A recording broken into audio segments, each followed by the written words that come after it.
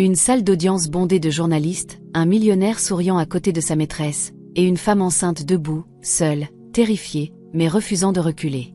Personne ne s'attend à ce qui se passe ensuite. Devant toute l'assemblée, la maîtresse se lance en avant et frappe la femme directement dans le ventre, envoyant des ondes de choc à travers la pièce. Ce qu'ils ignorent, c'est que le juge qui observe depuis son estrade n'est pas n'importe quel juge. Il est le père qu'elle n'a jamais connu. Et ce soir est le moment où tout éclate. Cette histoire parle d'abus de pouvoir et du genre de justice qui frappe plus fort que quiconque ne l'aurait imaginé. Dites-nous à quelle heure vous regardez et d'où vous venez. Laissez un commentaire ci-dessous. Nous aimerions avoir de vos nouvelles. L'air matinal à l'extérieur du tribunal de la famille de Seattle était lourd, comme si la ville elle-même sentait que quelque chose d'irréversible était sur le point de se produire. Les journalistes encombraient les marches, ajustant micros et caméras en attendant l'arrivée des personnes au centre du scandale. Des partisans des droits des femmes se tenaient derrière les barricades, brandissant des pancartes réclamant justice pour les victimes de violences conjugales. De l'autre côté, des admirateurs de Grant Donovan, le millionnaire de la tech à l'image publique parfaitement ciselée, s'étaient rassemblés avec des affiches proclamant son innocence. Entre les deux groupes, la tension était si vive qu'on pouvait la sentir dans l'air. Anna Miller s'arrêta au bas des marches du palais de justice. Elle avait 29 ans et était enceinte de 7 mois. Son ventre rond sous une simple robe de maternité bleu pâle. Ses mains tremblaient légèrement alors qu'elle ajustait le fin cardigan sur ses épaules. Elle n'avait jamais imaginé que son mariage se terminerait dans une salle d'audience. Elle n'avait jamais imaginé que le père de son enfant à naître l'amènerait dans un endroit pareil. Mais qu'elle ait peur ou non, elle devait être là. Elle prit une lente inspiration, posa une main protectrice sur son ventre et commença à gravir les marches. Les obturateurs des appareils photo explosèrent de bruit. Un journaliste hurla son nom, lui demandant comment elle se sentait. Un autre demanda si les rumeurs d'instabilité émotionnelle étaient vraies. Anna garda le regard baissé et marcha aussi régulièrement qu'elle le put. Elle se rappela que son enfant avait besoin d'elle forte. Son enfant avait besoin qu'elle soit en vie. Un luxueux SUV noir se gara le long du trottoir. La foule se tourna immédiatement vers lui, criant plus fort. Grant Donovan sortit le premier. Son costume semblait taillé sur mesure à la perfection. Ses cheveux coiffés, son expression détendue. Il avait la confiance d'un homme habitué à plier le monde à sa volonté. À ses côtés, sortant avec élégance dans une robe blanche ajustée, se trouvait Bella Hart. Bella avait 31 ans, impeccable, glamour, et souriait comme si des lumières de tapis rouge l'éclairaient, et non la grise lumière du jour de Seattle.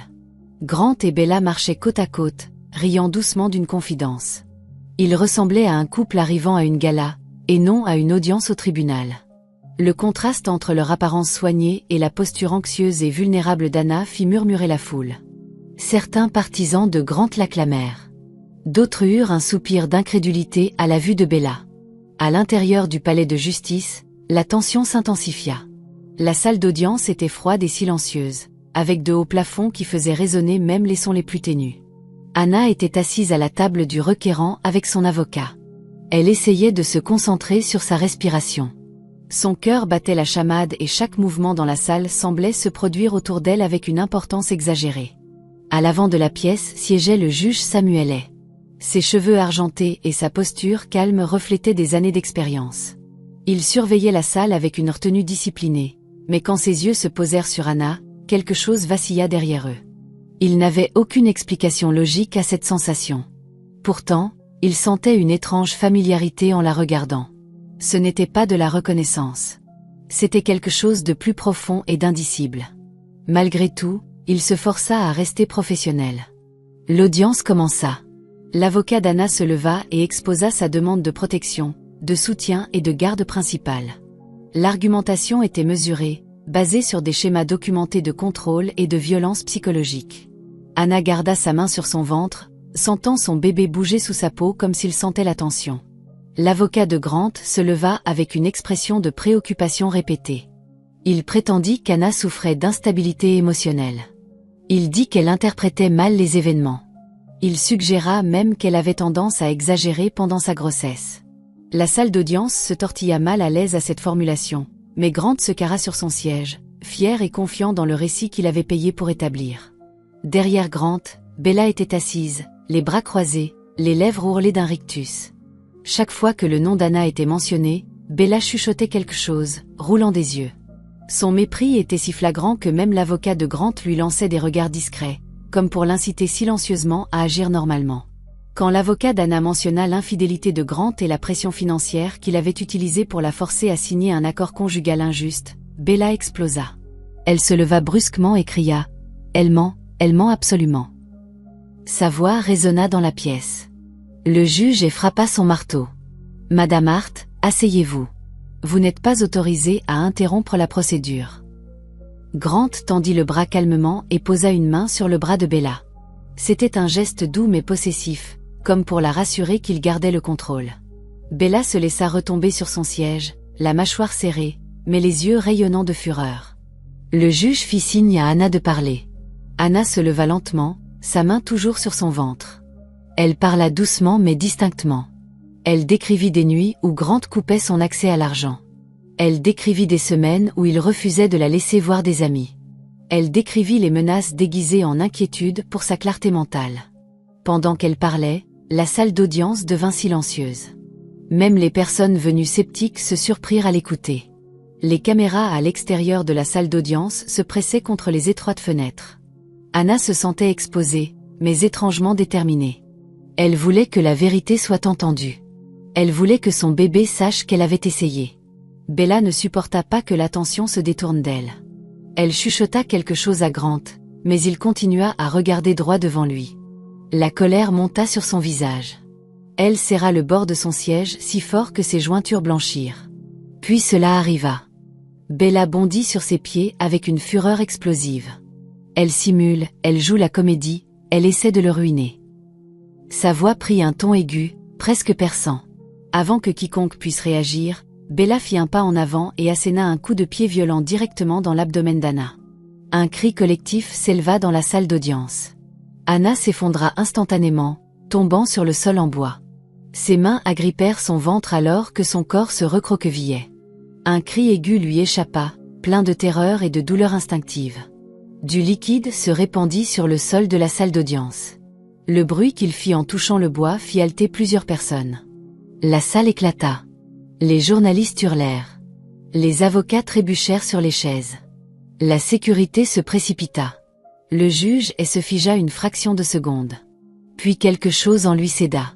Son visage se décolora.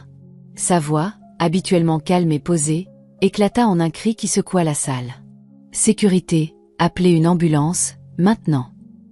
Ses yeux étaient fixés sur Anna, qui gisait tremblante sur le sol, luttant pour respirer, ses doigts tremblants alors qu'ils essayaient désespérément de protéger la vie en elle.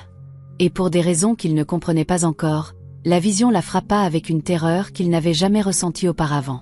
Le monde autour d'Anna se dissolva en un flou de lumière, de pas et de voix criantes alors que les paramédics l'emportaient hors de la salle d'audience. Elle pouvait encore sentir l'écho du coup dans son abdomen, une douleur profonde et explosive qui pulsait à travers tout son corps. Chaque secousse du brancard lui coupait le souffle. Elle essayait de garder ses mains pressées contre son ventre comme si ses paumes pouvaient protéger la petite vie en elle d'un autre mal. Ses larmes trempèrent le côté de son visage et la couverture qui la recouvrait. Les portes du palais de justice s'ouvrirent en grand et le brancard roula dans l'ambulance qui attendait. Anna pouvait entendre la faible alarme des équipements de l'ambulance alors que les paramédics se déplaçaient rapidement. Un paramédic se pencha sur elle. Sa voix était stable mais urgente. Il lui dit de rester éveillée. Il lui dit de respirer. Il lui dit qu'il faisait tout ce qu'il pouvait. Anna essaya de hocher la tête, mais sa gorge était serrée et respirer devenait plus difficile à chaque seconde. La sirène hurlait alors que l'ambulance filait à travers la circulation. Les lumières rouges clignotant contre les fenêtres rendaient l'intérieur encore plus chaotique.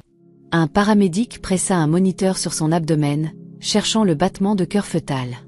Le bip rythmique et fort remplit l'arrière du camion.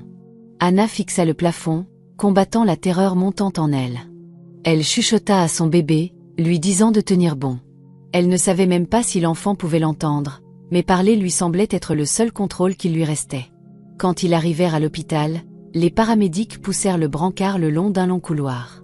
Les lumières fluorescentes et brillantes au-dessus firent plisser les yeux d'Anna.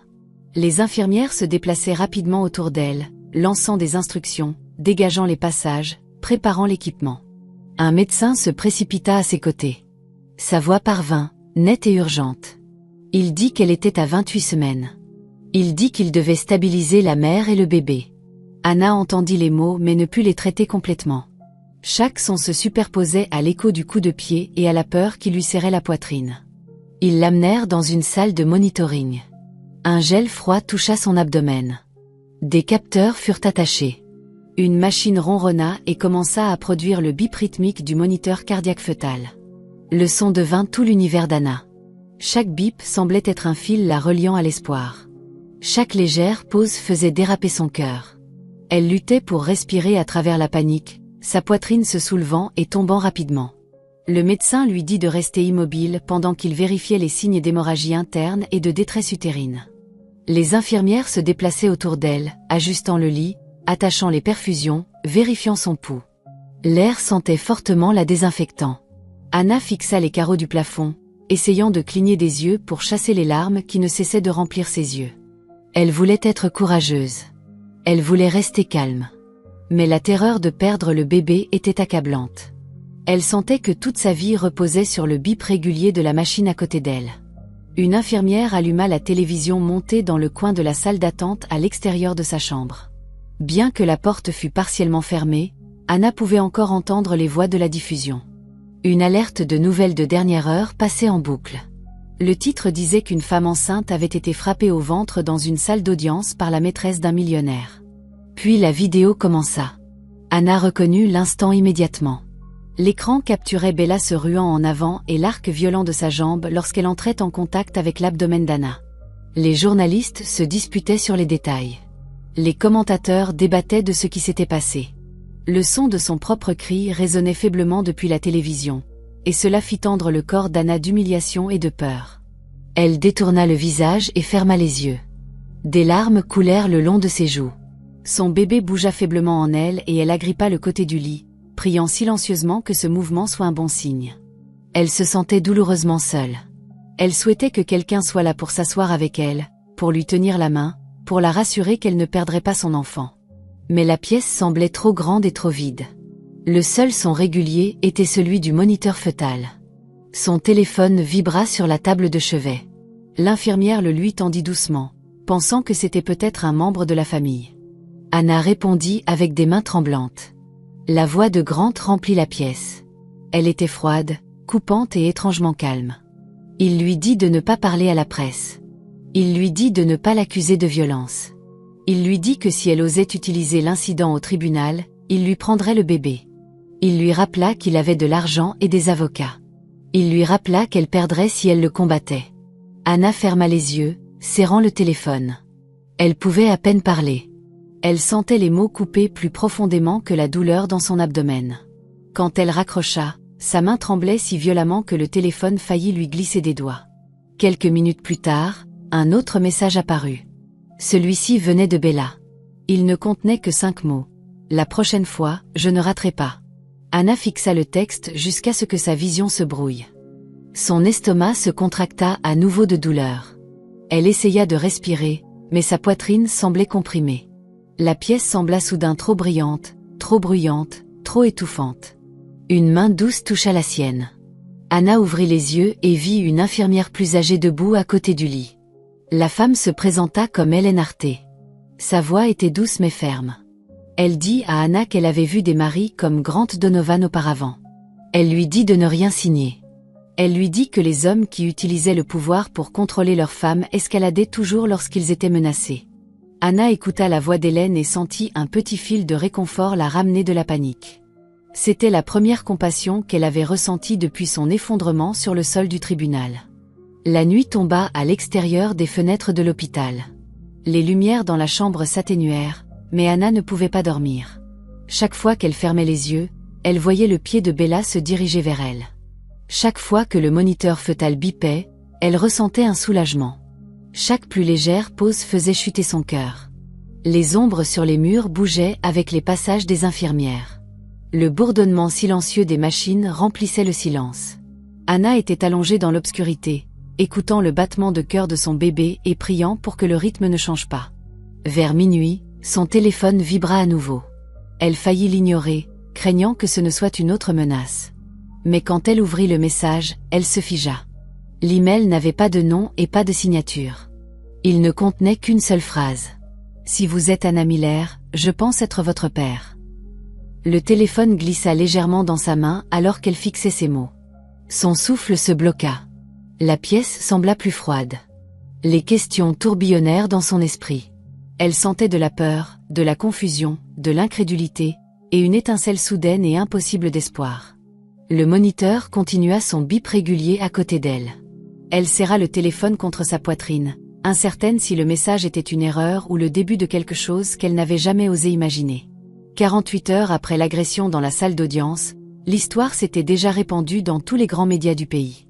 L'incident était rediffusé à la télévision toute la journée. Pourtant, ce que le public voyait n'était pas la vérité. L'équipe des relations publiques de Grant Donovan travaillait sans relâche, publiant une vidéo soigneusement montée qui coupait les moments les plus accablants. Dans leur version des images, l'angle changeait commodément juste avant que le pied de Bella ne frappe l'abdomen d'Anna. Le récit poussé dans les médias suggérait qu'Anna avait trébuché et était tombée vers Bella.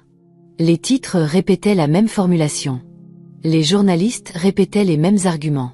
Quiconque n'avait pas été témoin de l'agression de première main aurait du mal à savoir ce qui s'était réellement passé.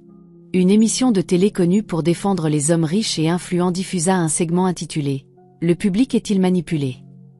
L'émission invita une psychologue qui parla avec assurance de l'instabilité hormonale pendant la grossesse. Elle dit que les femmes enceintes interprétaient souvent mal les événements.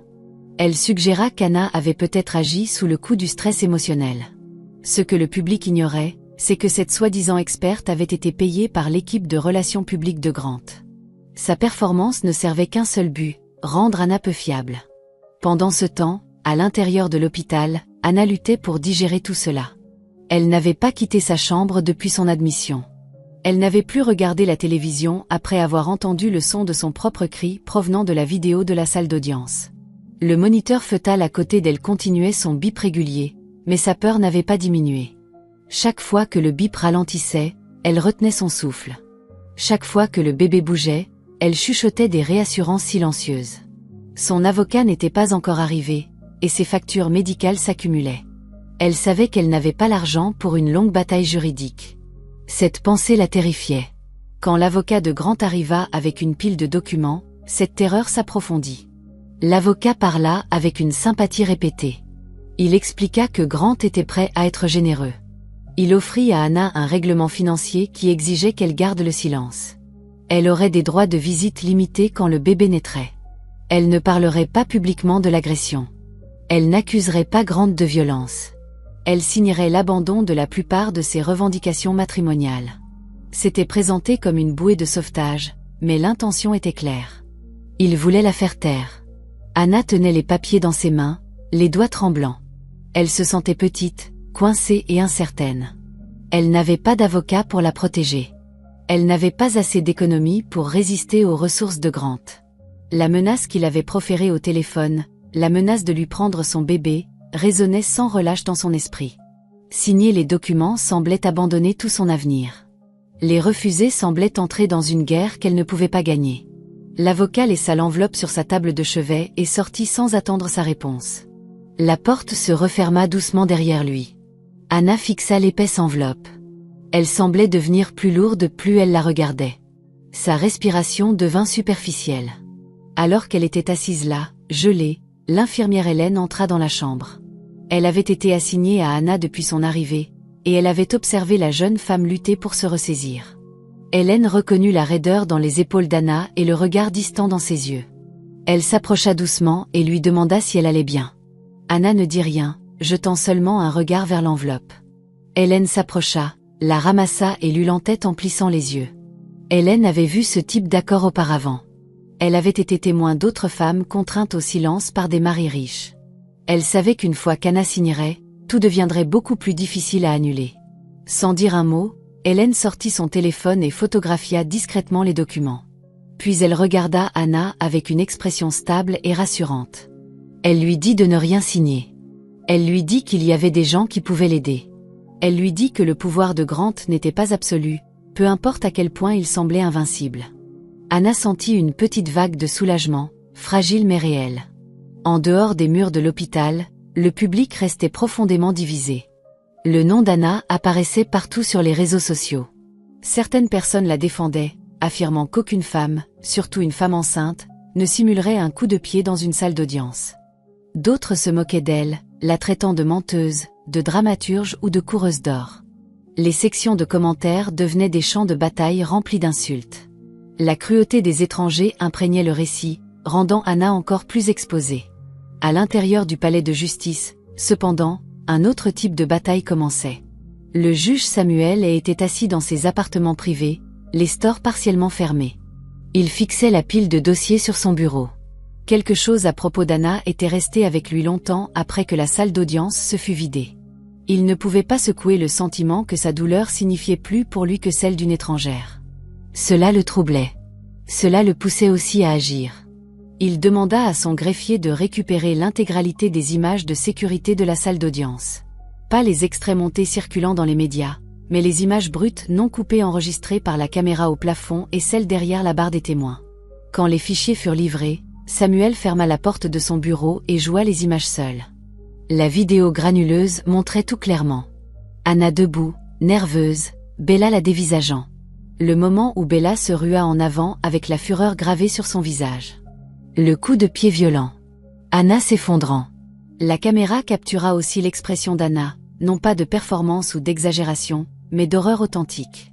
Samuel fit une pause sur son visage. Une étrange douleur se propagea dans sa poitrine. Il se pencha plus près de l'écran et étudia ses traits, ses yeux, son expression.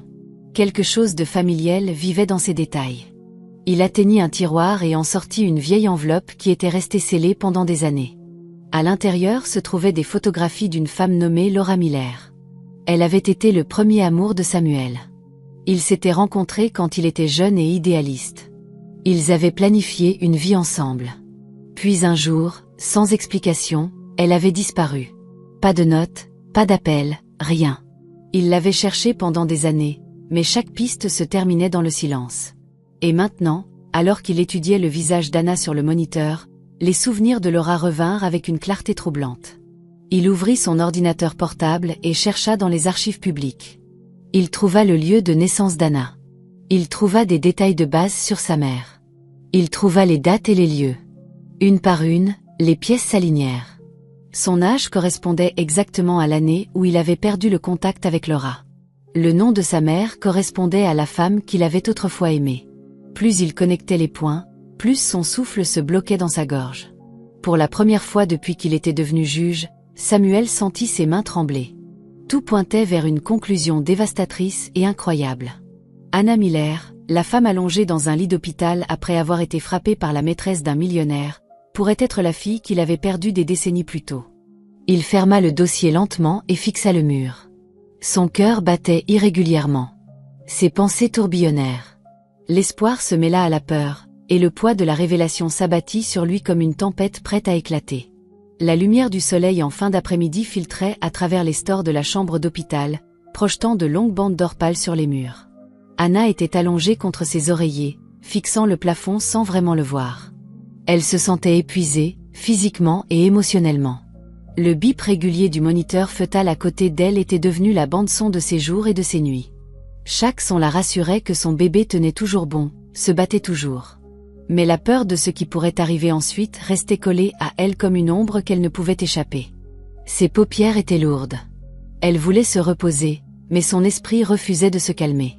La vidéo diffusée en ligne, les mensonges, les menaces de Grant, les documents juridiques attendant sur la table de chevet, et l'étrange email prétendant que quelqu'un pourrait être son père.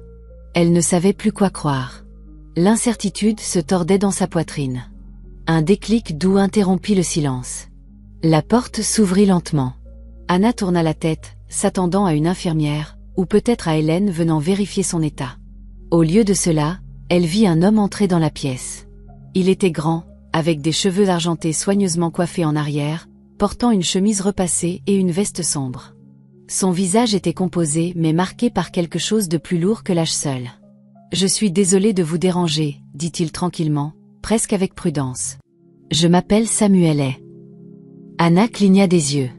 Un instant, elle ne plaça pas le nom. Puis la reconnaissance la frappa.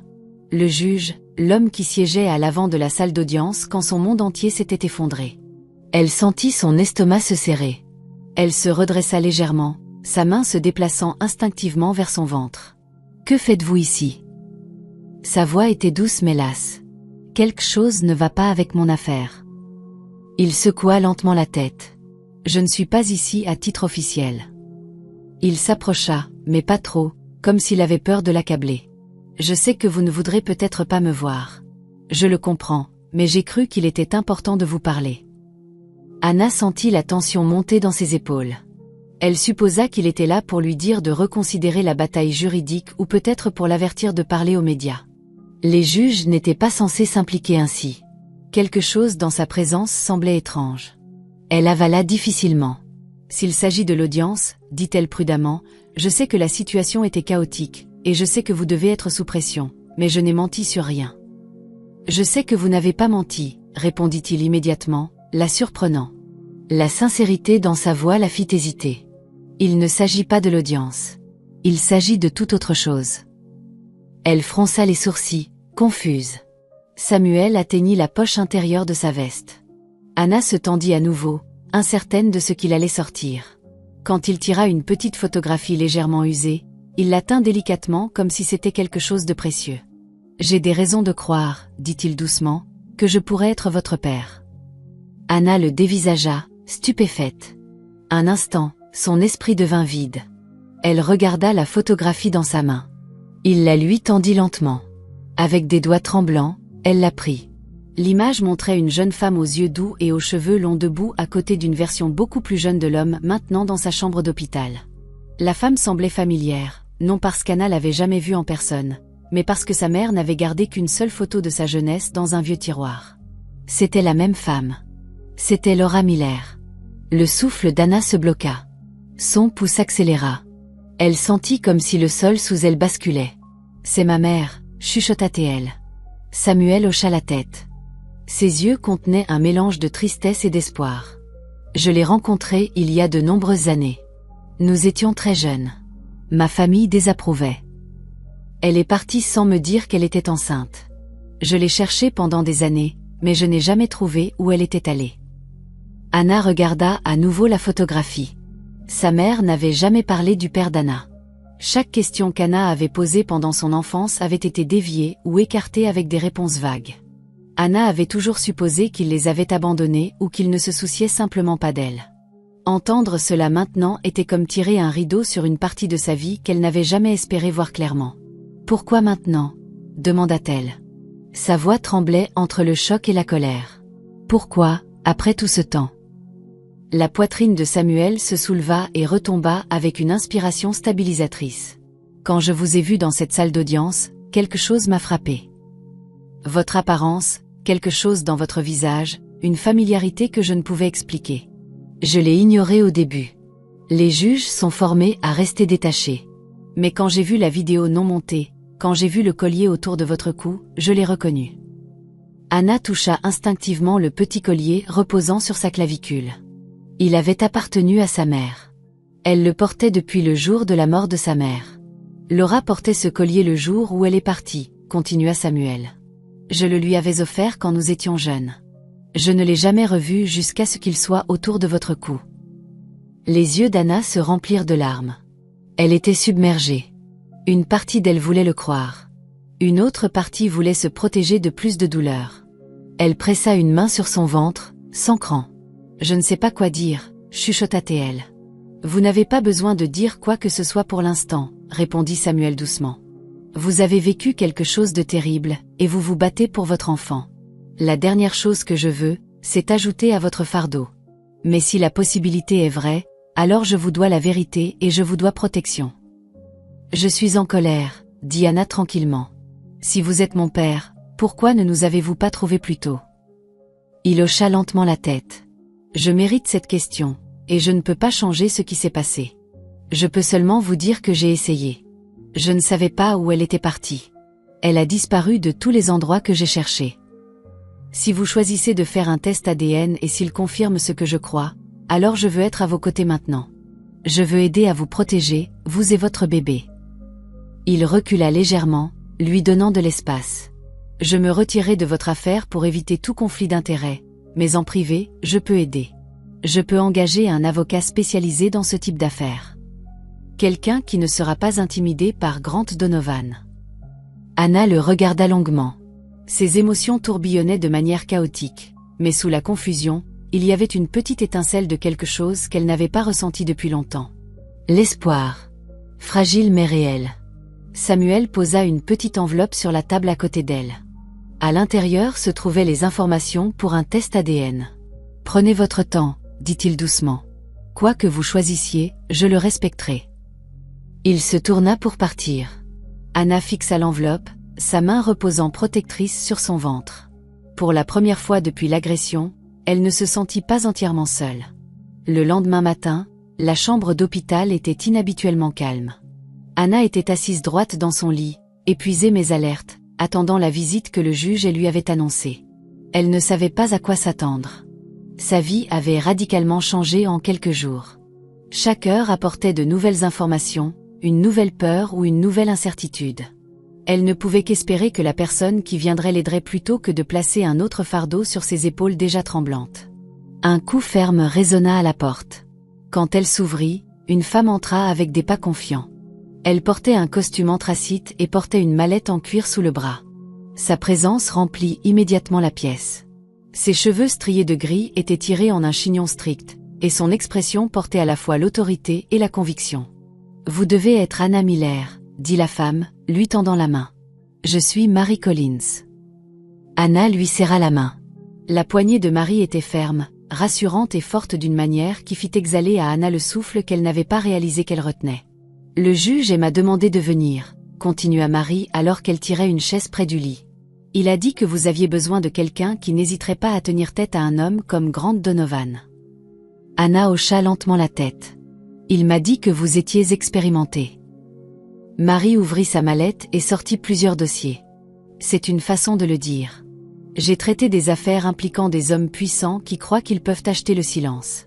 Quand le juge a mentionné le nom de Grant, je l'ai reconnu immédiatement. » Les sourcils d'Anna se levèrent. « Vraiment ? » ?»« Oui. » Mary croisa les mains. « Il y a 5 ans, sa deuxième femme est morte. L'affaire a été classée en suicide. Elle était enceinte de 26 semaines. Le dossier officiel indiquait qu'elle avait sauté du balcon de leur pentouse. » Le cœur d'Anna chuta. « Je ne savais pas. Je soupçonnais depuis le début que quelque chose n'allait pas, » dit Mary. « Le timing, les circonstances, les incohérences dans le rapport médical, mais l'affaire a été classée rapidement. Trop rapidement. » Un frisson froid parcourut l'échine d'Anna. Elle pressa sa main contre son ventre, sentant son bébé bouger sous sa paume. Elle avala difficilement. Mary ouvrit alors le premier dossier. À l'intérieur se trouvaient des articles de presse imprimés, de vieilles notes de police et plusieurs photographies granuleuses. Le juge a utilisé ses connexions pour récupérer les archives de l'enquête originale, et j'ai demandé une extraction plus profonde à des contacts au sein du bureau. Le bureau, chuchota Anna. FBI. Mary hocha la tête. Certaines parties du dossier étaient difficiles à obtenir, mais nous avons ce qui compte. Elle souleva une photographie. Elle montrait un balcon, un ruban de scène de crime et un sac à main de femme posé sur le sol. Une autre photo montrait une paire de chaussures positionnées étrangement loin de la rambarde. Mary tapota le bord de l'image.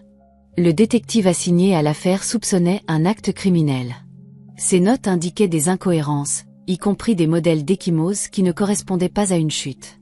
Mais avant qu'il ne puisse poursuivre son enquête, il a été retiré de l'affaire. Le rapport a été finalisé sous un autre superviseur. Le timing coïncidait avec un très gros don anonyme au commissariat. Anna fixa la photographie, horrifiée. « Vous pensez que Grant les a soudoyés ? » « Je pense que Grant a une longue histoire de soudoyer quiconque il en a besoin. » Mary ouvrit un autre dossier. Et cela devient plus sombre. Elle glissa une feuille de calcul imprimée vers Anna. Ce sont des relevés de comptes offshore liés à des sociétés écrans.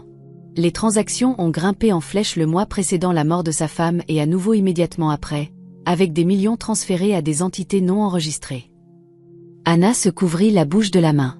Elle se sentit malade. Il l'avait planifié. « Nous ne pouvons pas encore l'affirmer », répondit Mary prudemment. « Mais le schéma est troublant. Alors qu'elle continuait à expliquer, Anna remarqua un autre ensemble de photographies. C'étaient des captures d'écran de caméras d'il y a 5 ans. Marie les posa sur la table une par une. Sur chacune, Grant et Bella Hart apparaissaient ensemble, non pas comme des étrangers ou des connaissances, mais comme deux personnes qui avaient clairement un passé commun.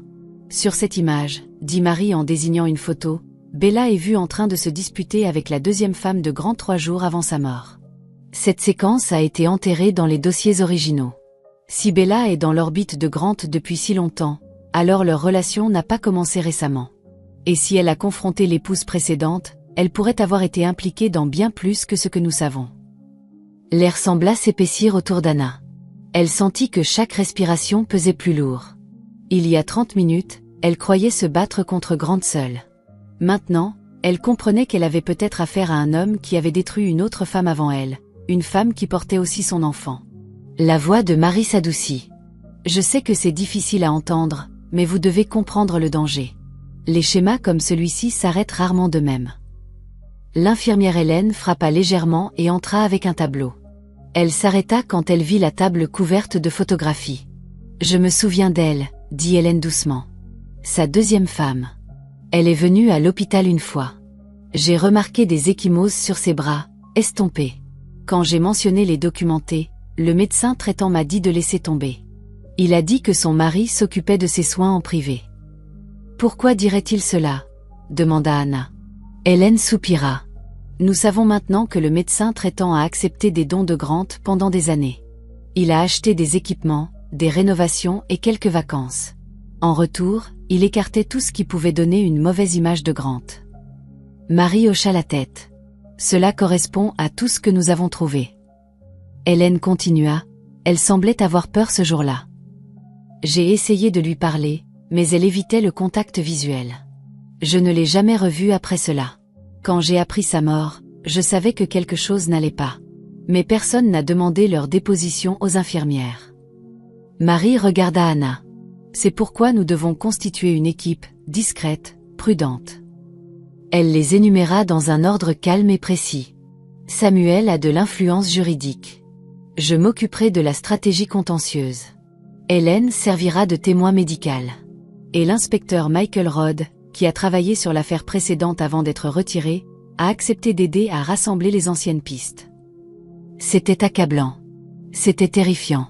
Mais c'était aussi la première fois qu'Anna sentait le sol se stabiliser sous ses pieds. Si Grant a orchestré quelque chose avec sa deuxième femme, chuchota Anna, alors l'agression contre moi n'était pas impulsive.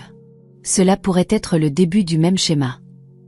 Marie hocha solennellement la tête. C'est pourquoi nous devons agir avant lui.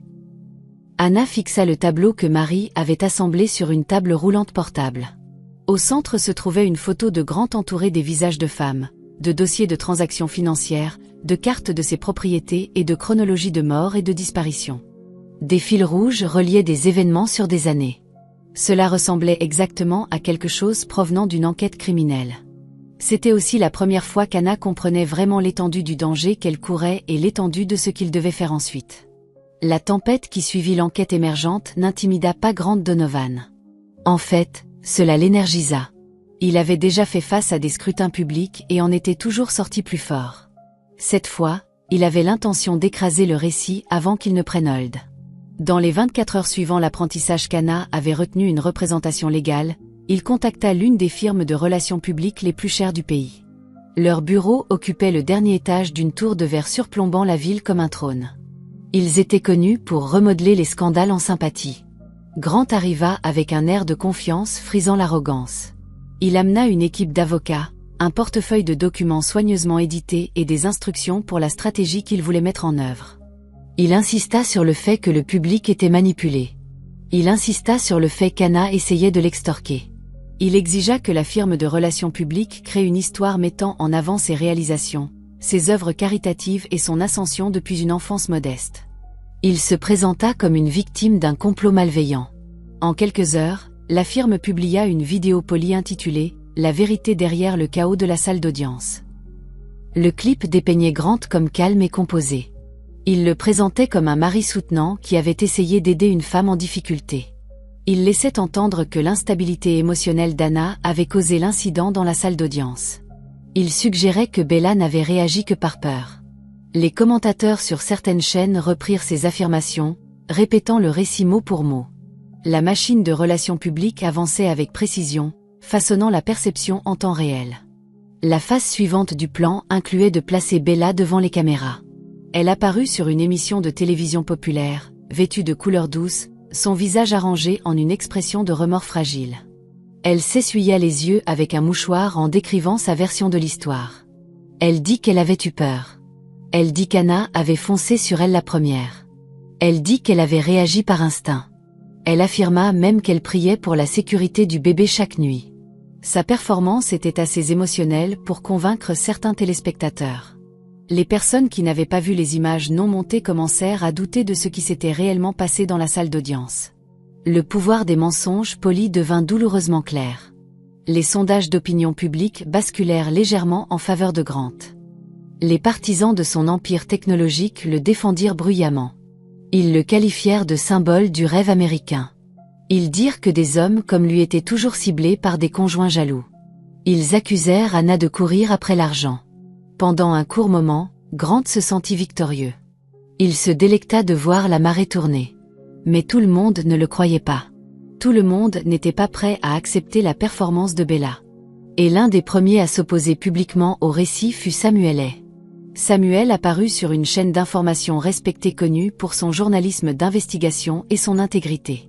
Il fut présenté comme un juge fédéral à la retraite, et non comme quelqu'un impliqué dans l'affaire récente.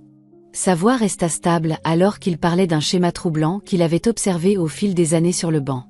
Il discuta des dynamiques récurrentes des violences impliquant des femmes enceintes. Il mentionna comment le pouvoir, le contrôle et l'argent réduisaient souvent les victimes au silence. Il ne mentionna pas le nom d'Anna. Il ne mentionna pas Grant. Mais le message était indéniable. Les téléspectateurs qui respectaient la longue carrière de Samuel écoutèrent attentivement. Sa crédibilité avait du poids. Son analyse calme contrastait fortement avec les emportements émotionnels de Grant et les larmes orchestrées de Bella. L'interview fut rediffusée toute la journée, puis partagée par des milliers de personnes en ligne. Pendant ce temps, Mary Collins continuait sa propre offensive. Elle fournit à un journaliste d'investigation respecté des documents révélant des activités financières suspectes. Comptes offshore, transactions cachées, sociétés écrans, paiements synchronisés parfaitement avec des événements qui avaient aidé Grant à échapper à sa responsabilité par le passé.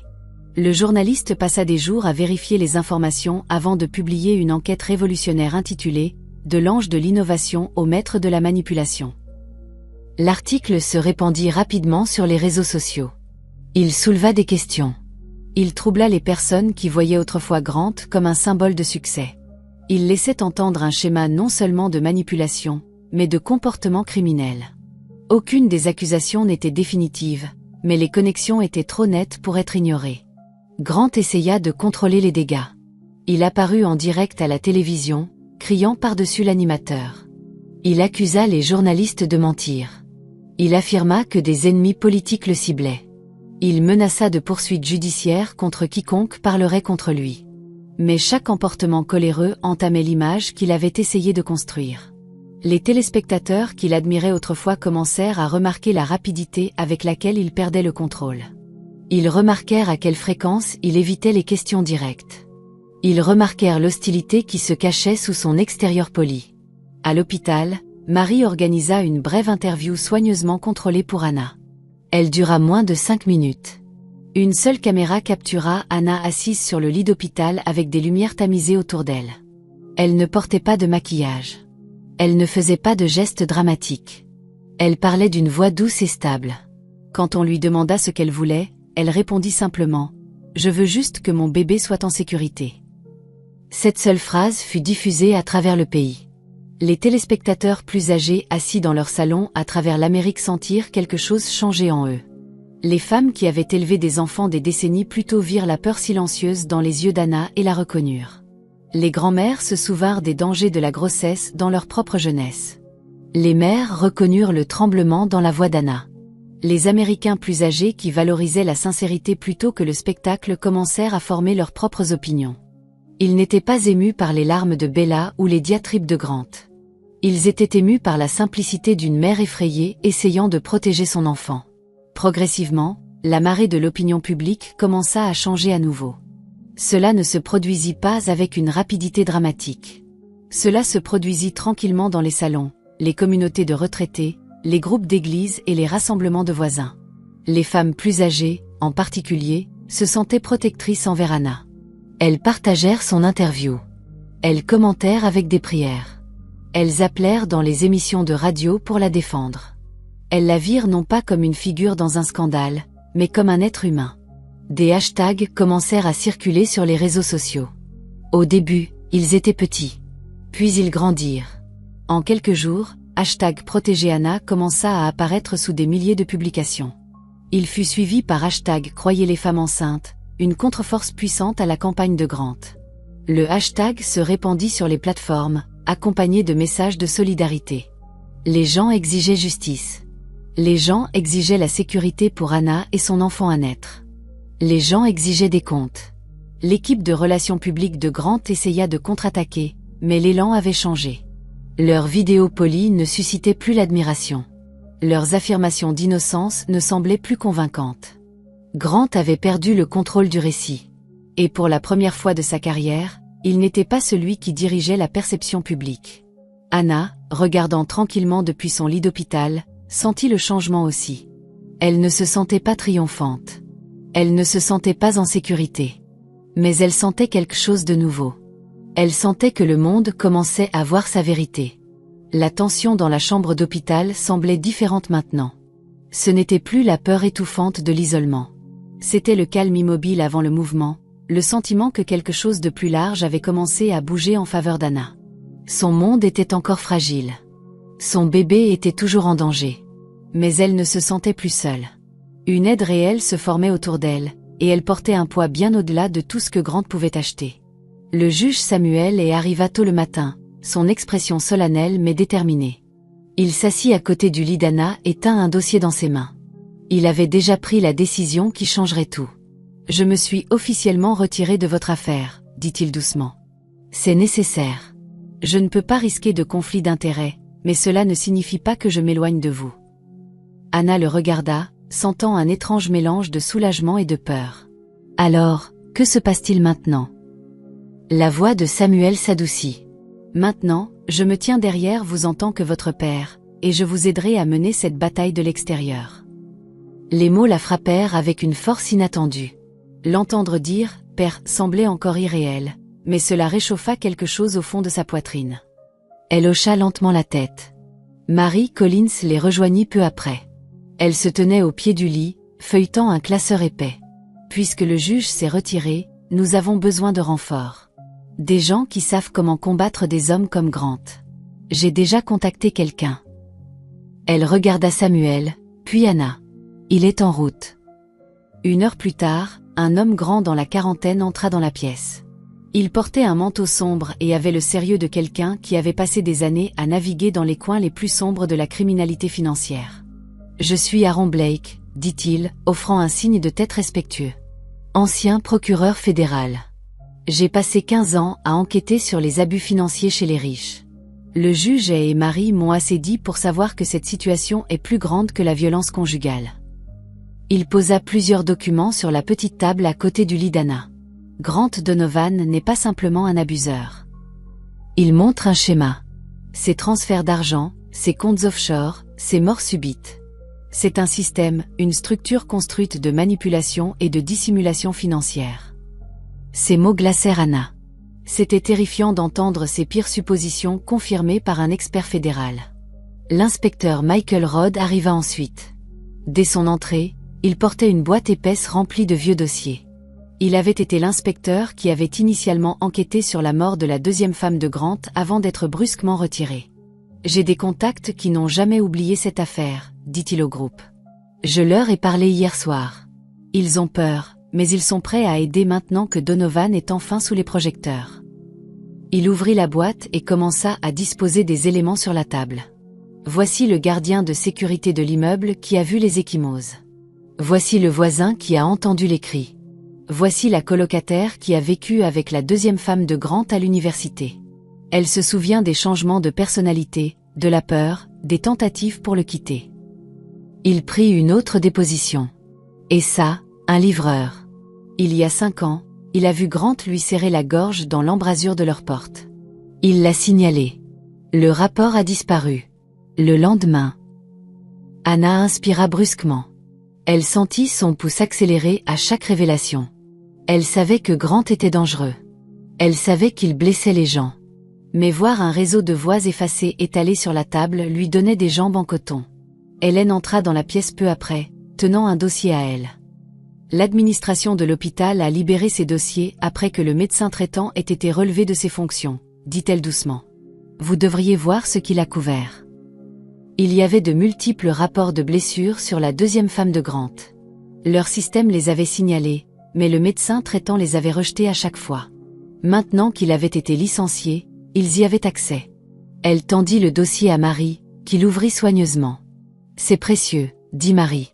Ces dossiers constituent la base médicale pour une affaire plus large. Puis vint le plus grand choc de la matinée. Un homme qu'Anna n'avait jamais vu auparavant franchit la porte. Il semblait nerveux, regardant constamment par-dessus son épaule. Voici David Ross, expliqua l'inspecteur Rod. L'ancien chauffeur personnel de Grant. David se frotta les mains. J'aurais dû me manifester il y a des années, dit-il. Mais j'avais peur. Je pensais qu'il détruirait ma vie. Marie parla doucement. Que savez-vous, monsieur Ross? David regarda le sol, se rassemblant. Il y a 5 ans, la nuit où sa deuxième femme est morte, j'ai conduit Grant et Bella à un chalet en dehors de la ville. Ils y sont restés jusqu'au matin. Ils m'ont dit de n'en parler à personne. Grant m'a payé pour oublier. J'ai essayé, mais quand j'ai vu les nouvelles sur Anna, j'ai su que je ne pouvais plus me taire. Le silence remplit la pièce. Puis Marie hocha fermement la tête. Votre témoignage comptera. Aaron Blake commença à assembler la stratégie. Il disposa les composants sur la table et parla avec la précision calme de quelqu'un habitué à construire des affaires solides. Premièrement, nous demandons des mandats de perquisition. Nous avons besoin d'accéder aux relevés numériques de Grant, email, messages, transferts financiers. Deuxièmement, nous gelons ses comptes offshore. Troisièmement, nous préparons l'interrogatoire de Bella. Mais le tribunal approuvera-t-il? Demanda Anna. Avec les bonnes preuves. Oui, dit Aaron. Et nous en rassemblons davantage à chaque heure. À travers tout cela, Samuel se tenait tranquillement près de la fenêtre, observant le visage d'Anna. Quand Marie posa enfin un kit de test ADN sur le plateau à côté de son lit, il s'approcha. Vous n'êtes pas obligé de le faire, dit-il doucement. Mais si vous voulez la certitude, je suis prêt. Anna souleva le kit lentement, ses mains tremblaient. Samuel resta parfaitement immobile, ses émotions à peine contenues derrière une patience attentive. Après un moment de réflexion silencieuse, elle ouvrit le kit. Elle suivit les instructions. Quand elle remit l'échantillon à Marie pour le transport au laboratoire, elle sentit son souffle se bloquer. Les heures passèrent. Le soir tomba à l'extérieur de la fenêtre. Les infirmières se déplaçaient silencieusement dans les couloirs. Le moniteur fœtal continua son rythme régulier. Puis la porte s'ouvrit à nouveau. Marie entra lentement, tenant une enveloppe scellée. Le cœur d'Anna s'emballa. Le visage de Samuel pâlit. Marie posa l'enveloppe sur la table sans parler. Anna l'ouvrit avec des doigts tremblants. Positif. Une confirmation claire et indéniable. Samuel était son père biologique. Pour la première fois depuis son arrivée à l'hôpital, Anna se permit de pleurer librement. Et quand Samuel s'avança, les larmes aux yeux, elle plaça sa main dans la sienne. Il la tint avec une révérence tremblante. Non pas en tant que juge, non pas en tant qu'étranger, mais en tant que père rencontrant sa fille pour la première fois. Les autres dans la pièce reculèrent respectueusement alors que les deux partageaient un moment de connexion silencieuse. C'était bref, fragile et extraordinaire. Quand le moment passa, Aaron ferma les dossiers devant lui. « Nous avons tout ce dont nous avons besoin, » dit-il. « Ce soir, nous nous préparons pour la confrontation. » Au centre de la pièce, l'Alliance pour la justice était unie. La nuit à venir commencerait la bataille qui exposerait tout ce que Grant avait essayé si dur d'enterrer. La salle de bal du Grand Hôtel Seattle scintillait sous des centaines de lumières de cristal alors que le gala de charité annuel commençait. Grant Donovan avait soigneusement choisi cette nuit. Il voulait que le monde le voie comme un symbole de compassion. Il monta sur le tapis rouge portant un costume noir sur mesure qui brillait sous les caméras. Les journalistes hurlaient son nom. Flash après flash peignait son sourire en éclats blancs brillants qui le faisaient paraître presque héroïque. Il leva la main avec un geste pratiqué, ressemblant en tout point à l'innovateur philanthrope que l'événement promettait de célébrer. À ses côtés marchait Bella Hart, vêtue d'une robe blanche flottante qui scintillait de paillettes de l'épaule à l'ourlet. Elle tenait fermement le bras de Grant, penchant la tête vers lui avec une expression douce qui avait été répétée pendant des jours. Elle voulait paraître douce et incomprise, une femme prise dans une situation malheureuse. Les caméras capturaient chacun de ses angles. Elle laissa quelques larmes couler au bon moment, affirmant qu'elle ne souhaitait que la guérison. Beaucoup de personnes dans le public la regardaient avec des réactions mitigées, incertaines de ce qu'elle devait croire. À l'intérieur de la salle de bal, les décorations scintillaient d'or et d'ivoire. Une bannière numérique géante affichait le thème de la soirée, autonomiser les femmes en temps de crise. Grant y avait insisté. Il croyait que rien ne nettoierait sa réputation plus vite que l'annonce d'un fonds de charité. Il voulait des applaudissements. Il voulait de l'admiration. Il voulait le pardon avant que quiconque ne réalise ce qu'il avait fait. Les invités remplissaient les tables en tenue élégante. Ils murmuraient sur les gros titres mais essayaient de rester polis, incertains de l'endroit où se situait la vérité. Mary Collins, Aaron Blake, l'inspecteur Rod et Samuel entrèrent par l'entrée VIP. Leurs invitations avaient été arrangées stratégiquement pour qu'ils puissent se déplacer dans la foule sans éveiller les soupçons. Mary portait une robe bleu marine à la coupe modeste. Aaron et Rod étaient vêtus de costumes sombres. Samuel gardait une expression calme, bien qu'une tension couvait sous sa retenue silencieuse. Ils ne parlèrent pas beaucoup en marchant. Ils s'étaient préparés à ce moment avec un soin méticuleux. À l'extérieur du bâtiment, un véhicule noir distinct arriva à une entrée latérale discrète. Anna était assise dans un fauteuil roulant, enveloppée dans un manteau chaud qui couvrait les bandages médicaux autour de son abdomen. Une infirmière la poussait doucement tandis que 2 membres de la sécurité marchaient à ses côtés. Anna paraissait pâle mais déterminée. Son visage n'était plus voilé par l'impuissance. Au lieu de cela, ses yeux avaient un but clair. Elle savait que cette nuit déterminerait son avenir et la sécurité de son bébé. Un petit groupe de personnel l'escorta le long d'un couloir calme. Elle respirait lentement pour gérer l'inconfort dans ses côtes et son estomac.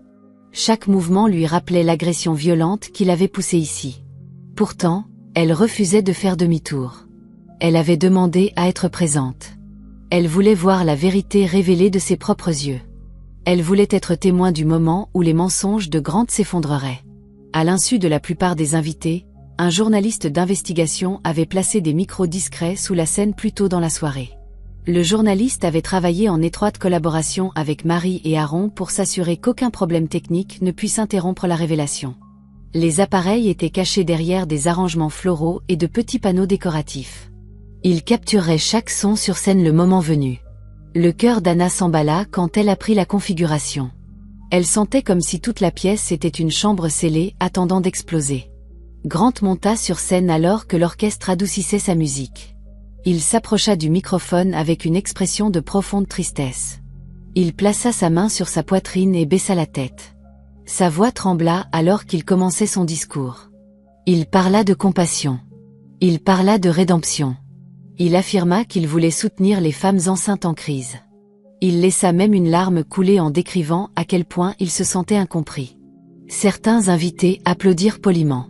D'autres regardaient mal à l'aise, sentant quelque chose d'anormal.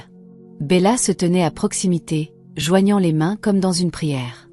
Elle clignait des yeux de manière dramatique chaque fois que les caméras se focalisaient sur elle. Elle voulait de la sympathie. Elle voulait de la validation. Elle voulait que les gens croient qu'elle avait été la victime. Sa robe blanche scintillait sous les lumières de la scène, mais la tension dans ses épaules trahissait son calme de façade. Elle ne cessait de regarder vers le public, ne sachant pas pourquoi certains visages semblaient trop concentrés. Près du fond de la salle de bal, Aaron Blake attrapa le regard de Mary. Il donna un signal lent et délibéré. Mary pressa un petit dispositif dans sa main. Les écrans géants montés autour de la salle de bal vacillèrent une fois. Les invités tournèrent la tête, s'attendant à un autre graphique de collecte de fonds. Au lieu de cela, l'écran devint noir pendant plusieurs secondes. Puis l'image apparut. La séquence non coupée de la salle d'audience. Des halètements s'élevèrent instantanément. La vidéo montrait Anna debout dans la salle d'audience, les mains sur le ventre. Bella apparut dans le coin du cadre. Puis le coup de pied arriva, net et brutal. Le son original remplit la salle de bal. Le cri d'Anna résonna trous les haut-parleurs. Le bruit sourd de l'impact vibra sous les pieds de l'audience. Grant se figea. Le visage de Bella se décolora. L'audience regarda dans un silence horrifié. Aucun montage, aucune distorsion, aucune excuse. C'était une preuve claire de violence. Une vague d'indignation ondula à travers la pièce alors que les gens portaient la main à leur bouche. Certains commencèrent à crier. D'autres s'éloignèrent de Grant et Bella comme s'ils étaient toxiques. Anna regardait depuis son fauteuil roulant, son souffle tremblant. Un autre clip commença à jouer. Cette fois, il montrait des relevés financiers, des transactions offshore et des interviews de témoins. La voix de David Ross décrivait la nuit où il avait conduit Grant et Bella à un chalet alors que la femme de Grant était en train de mourir. La salle de bal éclata de bruit. Les invités crièrent d'incrédulité. Les gens se levèrent de leur siège. Les téléphones enregistraient tout. La vérité se répandit plus vite que Grant ne pouvait réagir. Grant se rua vers les commandes de la scène, hurlant à quelqu'un d'éteindre l'écran. Bella trébucha en arrière, tremblant violemment. Avant que l'un ou l'autre ne puisse fuir, des agents fédéraux se précipitèrent par les portes latérales. Les agents se présentèrent avec des voix claires et commandantes. Ils se déplacèrent avec une précision entraînée. Grant fut saisi en pleine vue des caméras. Bella essaya de se faufiler trous la foule, mais deux agents l'interceptèrent rapidement. Les applaudissements qui suivirent n'étaient pas joyeux. Ils étaient furieux. C'était le son d'une justice longtemps attendue. Anna sentit les larmes monter, non pas de douleur, mais de soulagement. Samuel se déplaça à ses côtés, posant sa main sur la sienne. Les flashs des caméras illuminèrent leurs visages alors qu'ils regardaient Grant et Bella être emmenés. La vérité avait finalement été révélée. La nuit de la révélation avait commencé la fin. Le tribunal fédéral de Seattle bourdonnait d'une intensité que l'on pouvait sentir même depuis la rue. Les journalistes encombraient l'entrée, installant trépieds et micros alors que des hélicoptères tournoyaient au-dessus.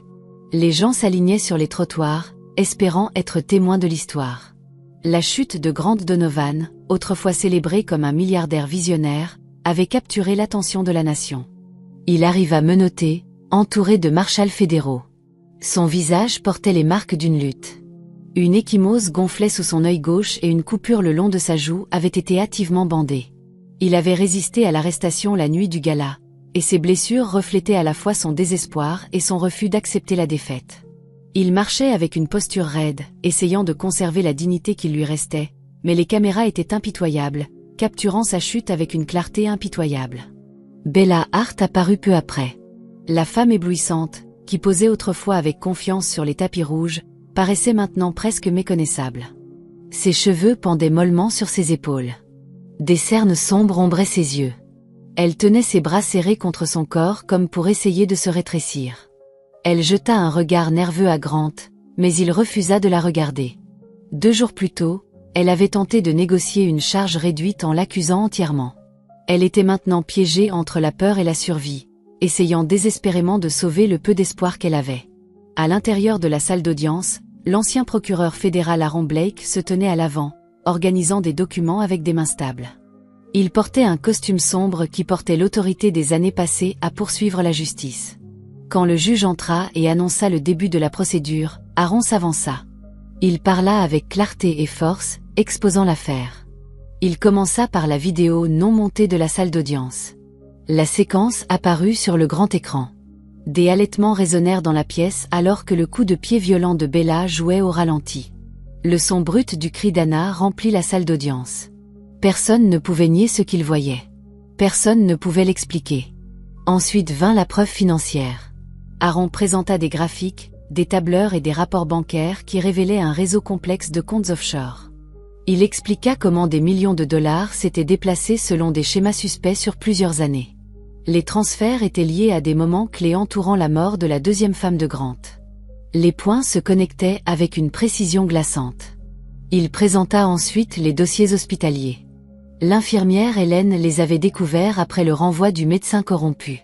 Aaron présenta des photographies des ecchymoses sur la deuxième femme ainsi que des témoignages montrant comment les rapports avaient été supprimés. La pièce tomba dans un lourd silence. Ce n'était plus seulement une histoire sur une agression.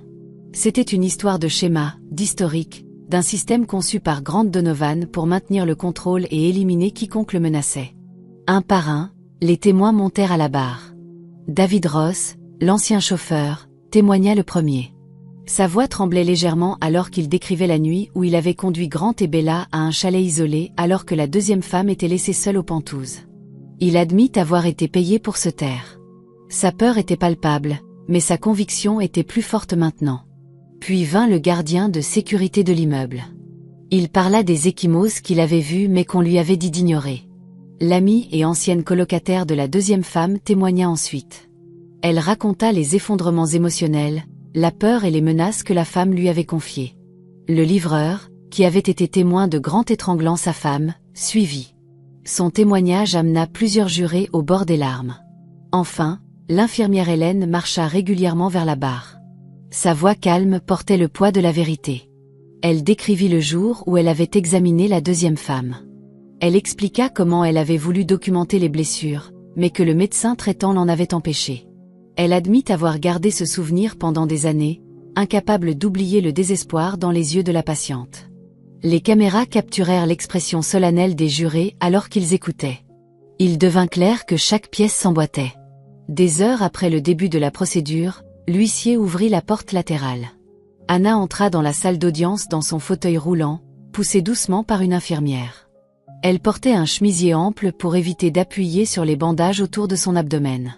Son visage paraissait pâle mais résolu. Elle tenait son ventre instinctivement alors que les roues avançaient. La pièce devint silencieuse. Elle se positionna près de la table des témoins. Quand elle commença à parler, sa voix tremblait, mais ne se brisa jamais. Il a essayé de m'effacer, comme les autres. La salle d'audience sembla gelée dans le temps. Même le juge fit une pause avant de prendre la note suivante. Anna continua, expliquant comment Grant l'avait isolée, menacée et manipulée. Elle parla du coup de pied, de la terreur de perdre son enfant et des longues nuits à écouter le moniteur fœtal pour se rassurer. Pas une seule personne dans la pièce ne détourna le regard. L'avocat de Grant se leva pour la contre-interroger. Son ton manquait de conviction. Ses questions sortaient hésitantes et faibles. Chaque argument qu'il tentait s'effondrait sous le poids indéniable des preuves. Le juge rejeta la plupart de ses objections. Même Grant ne pouvait cacher sa frustration. Il frappa ses mains menottées contre la table, s'attirant un avertissement du juge. Puis vint le point de rupture. Bella s'effondra en larmes à la table de la défense. Elle supplia de parler. Le juge l'autorisa seulement après des demandes répétées. Elle se leva en tremblant et admit que Grant l'avait souvent rabaissée et contrôlée. Elle dit qu'il considérait les femmes enceintes comme des fardeaux. Elle répéta les mots glaçants qu'il avait un jour prononcés. Elle est enceinte. Ce n'est qu'un poids. Je m'en occupe. Sa confession frappa la salle d'audience comme un coup. Des halètements éclatèrent. Le visage de Grant se tordit de rage. Il cria qu'elle mentait, mais les gardes le forcèrent à se rasseoir. Le juge demanda l'ordre. Quand le silence revint enfin, il prononça le verdict. Grant Donovan fut condamné à 45 ans de prison fédérale. Bella Hart reçut 18 ans pour son rôle de complice. La pièce explosa en libération émotionnelle. Anna se couvrit le visage de ses mains et sanglota. Le poids de mois de peur et de douleur se déversa d'elle. Samuel se précipita à ses côtés. Il s'agenouilla à côté de son fauteuil roulant, tenant sa main dans les siennes. Son front tremblait alors qu'il essayait de parler, mais l'émotion le submergea. « Vous êtes en sécurité maintenant », chuchota-t-il. Anna baissa lentement les mains, les larmes coulant toujours sur ses joues. Elle sentit un faible mouvement dans son ventre, un petit coup de pied, une réassurance silencieuse. Son bébé était toujours là, se battait toujours, était toujours en vie. Et pour la première fois, elle sentit qu'ils avaient vraiment gagné. Les jours suivant le verdict semblaient être un pas dans un monde différent. La peur qui s'était autrefois accrochée à chaque souffle d'Anna se relâcha lentement. Ses médecins lui dirent que ses signes vitaux s'étaient stabilisés. Les ecchymoses autour de ses côtes avaient commencé à s'estomper. La tension qui s'était enroulée autour de son ventre semblait s'adoucir petit à petit. Elle s'accrocha à l'espoir avec des mains prudentes. Chaque matin, elle écoutait le son doux du battement de cœur de son bébé sur le moniteur et se laissait apaiser l'esprit. 3 semaines plus tard, par un dimanche matin calme, sa fille arriva. La salle d'accueil était baignée de lumière chaude, et les infirmières parlaient doucement alors qu'elle travaillait. Anna s'agrippait aux côtés du lit, les larmes coulant sur ses joues alors qu'elle poussait trop les derniers moments du travail. Quand le cri du nouveau-né remplit la pièce, Anna sentit une vague de gratitude si profonde qu'elle la laissa tremblante. L'infirmière plaça la petite fille dans ses bras, enveloppée dans une couverture d'hôpital douce. Anna regarda le visage de sa fille et chuchota son nom. Grace. Les petits doigts de Grace s'enroulèrent autour du pouce d'Anna comme pour affirmer sa place dans le monde. Anna pressa ses lèvres sur le front du nourrisson, laissant la chaleur de son petit corps s'installer dans son cœur. Pour la première fois depuis l'agression, elle se sentit à nouveau entière. La porte s'ouvrit doucement et Samuel entra dans la pièce. Il se déplaça lentement, comme s'il avait peur de déranger le moment. Anna leva les yeux vers lui avec des yeux fatigués et sourit. « Voulez-vous la tenir ?» Samuel se figea, submergé. Ses yeux scintillèrent. Il hocha silencieusement la tête et tendit ses mains tremblantes. Anna plaça Grace doucement dans ses bras. Le souffle de Samuel se bloqua. Il regarda la petite fille comme si elle était un miracle qu'il n'avait jamais espéré recevoir. Les larmes coulèrent sur son visage alors qu'il chuchotait une salutation à sa petite fille. Il rit doucement, incapable de contenir son émotion. Anna le regarda et sentit quelque chose en elle se réparer. Plus tard dans l'après-midi, Marie, Aaron, Rod et Hélène arrivèrent ensemble. Il apportait des fleurs et de petits cadeaux, mais ce qui importait le plus c'était la chaleur dans leur voix. Ils se rassemblèrent autour du lit, souriant avec une fierté sincère. « Regardez-la, » dit Marie doucement. « Une petite combattante parfaite. » Aaron hocha la tête. « Vous avez tout changé, Anna. Vous avez donné une voix à chaque victime. Vous avez forcé le système à écouter. » Rod se pencha en avant, souriant chaleureusement. « Elle va grandir forte, tout comme sa mère. » Hélène passa une main sur la couverture. « J'ai hâte de lui raconter un jour à quel point vous avez été courageuse. Vous lui avez sauvé la vie avant même qu'elle ne prenne son premier souffle. » Anna les écouta, les larmes aux yeux. Elle serra leurs mains, reconnaissante envers chacun d'eux. Il ne l'avait pas seulement défendue, il l'avait sauvée, elle et sa fille. Dans les jours qui suivirent, les nouvelles continuèrent à se répandre à travers le pays. Des articles parurent dans les grandes publications, décrivant les crimes de Grant Donovan et les preuves qu'il avait fait tomber.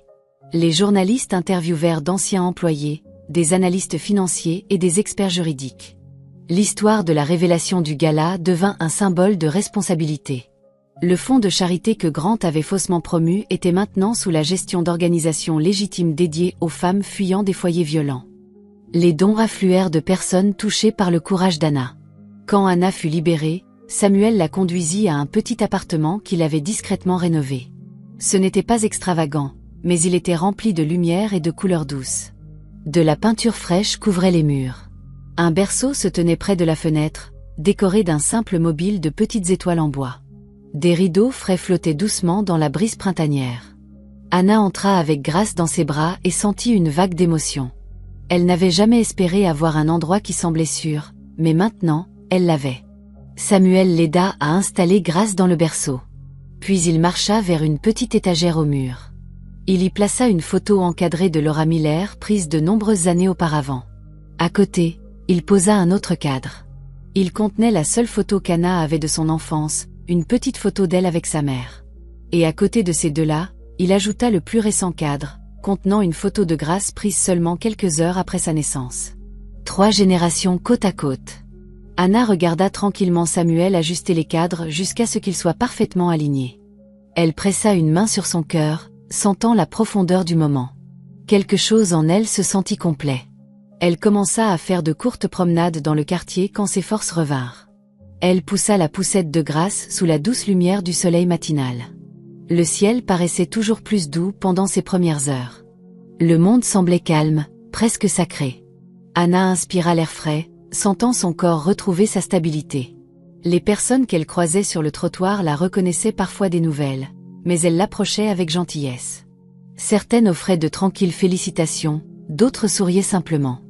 Anna se sentait plus légère qu'elle ne l'avait été depuis des mois.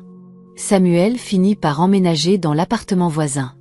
Il insista pour que cela ait du sens. Il voulait être proche. Il voulait aider avec grâce. Anna n'argumenta pas. L'avoir à proximité apportait un réconfort qu'elle n'avait jamais espéré ressentir à nouveau. Il frappait chaque matin pour prendre de leurs nouvelles. Il apportait des repas chauds et de petits cadeaux pour Grace. Il prenait des photos de ses premiers sourires et enregistrait le son de son petit souffle quand elle dormait. Un soir, alors que Grace dormait dans son berceau, Anna s'assit à son petit bureau avec un stylo à la main. Elle ouvrit un journal vierge. Elle commença à écrire une lettre. Elle était adressée à toute femme qui se sentait piégée, effrayée ou seule. Ces mots coulaient régulièrement. Vous n'êtes pas seule. Vous êtes plus forte que vous ne le pensez, et il y a des gens qui se battront pour vous si vous les laissez faire. Votre vie a un sens. Votre histoire compte. Elle espérait que son message atteindrait quelqu'un qui en avait besoin. L'appartement était calme alors que l'aube approchait. La douce lumière du soleil filtrait à travers les rideaux et tombait sur le berceau de Grace. Anna marcha jusqu'aux côtés de sa fille et plaça une main près de sa petite poitrine. Elle sentit le rythme doux et régulier de sa respiration. Les doigts de Grace tressaillirent dans son sommeil. Son monde ne faisait que commencer. La lumière devint plus brillante. Le premier matin d'un nouveau chapitre et pour la première fois depuis très longtemps, le futur semblait ouvert.